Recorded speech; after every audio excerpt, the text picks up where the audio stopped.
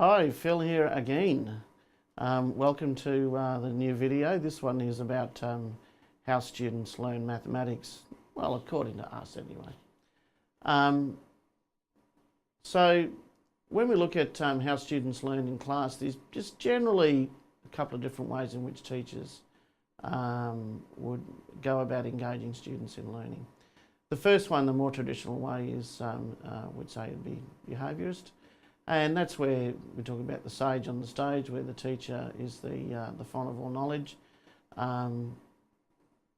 quite explicit in the instructions of what the students have to do. And that leads to fairly good functional understanding.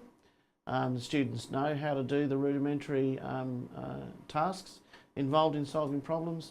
Only thing is that they're not able to usually transfer that knowledge onto problem solving.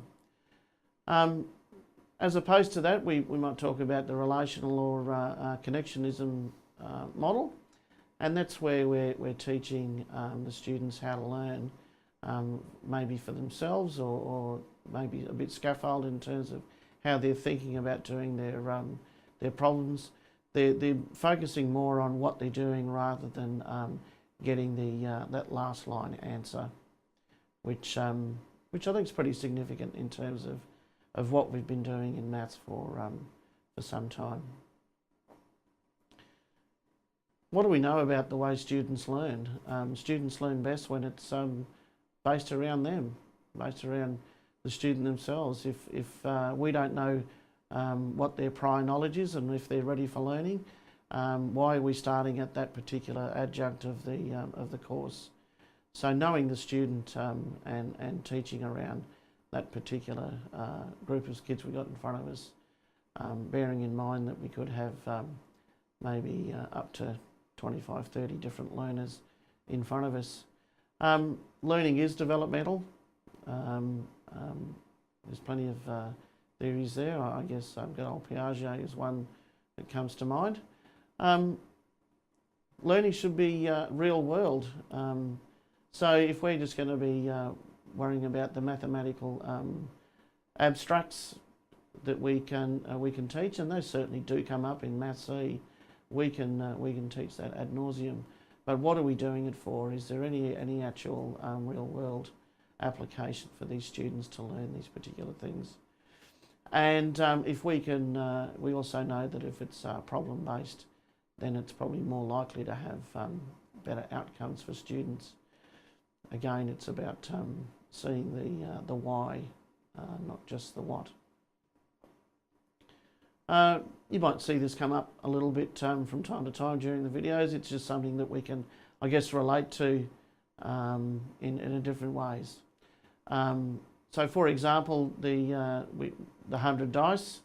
We're going to roll 100 dice, and every time a 6 comes up, we're going to expel them, count how many dice there are left, and keep going until we've done this 10 rolls.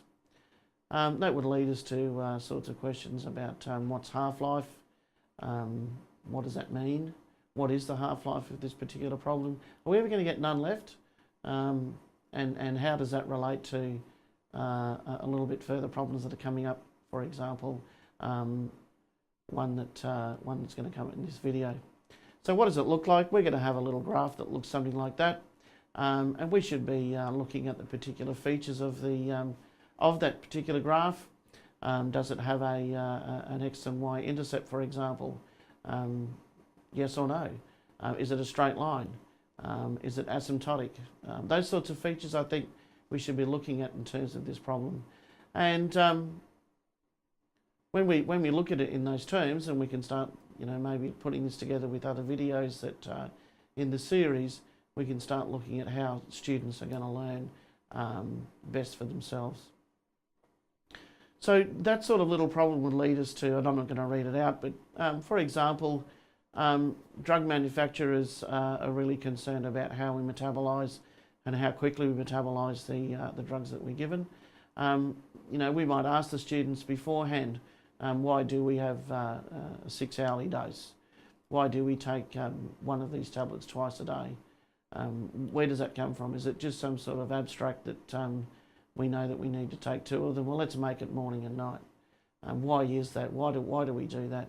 So there's a problem here that talking about the half-life of a particular drug, etc. And we might say, well, we've got some information. We've done some blood tests on a particular trial patient. We can work backwards mathematically to ask, for example, what was the original dose of that particular trial patient. I don't want to go into the mathematics of it, but it can lead us to those sorts of, if you like, I mean, I see that as a really real world problem. Universities and drug companies look at these things. I think good that they do that, because I want to know that when I go to the doctor and I'm going to get some medication, that they're going to give me something that is going to be of benefit to me, not any harm to me. So I think this is a really good type of problem to engage the kids in. And this sort of problem here is a nice little calculus problem that we can look at the rate of decay of that particular drug, use some calculus to work out what the function is, and so on. So I think that's quite a good next step on. We're talking about the developmental process. So how do the kids actually learn maths? That's a really good question. I guess it really depends on what maths that we're doing, doesn't it? I've for years have argued with parents who tell me about calculators are the greatest death knell for mathematics for kids in primary school, and yet I can see some really fantastic examples of where that could be used better to do some things. Depends on what we're going to learn, whether students learn particular ways. I guess there's no one way to do it, and so I'm going to challenge you as professionals. Does that mean that if I do stand and use a traditional approach day in, day out, is that the best thing for the kids? Is that meeting the needs of their learning? Have a variety of approaches. It's not just about, again, doing it one way and having manipulatives for the kids to play with to start developing models within their mind. It really depends. I wouldn't teach matrices the same way as I taught vectors, that's for sure. And the other thing, I guess, we've really got to make sure that when we're learning is that we have that moment of reflection at that I guess that teachable moment.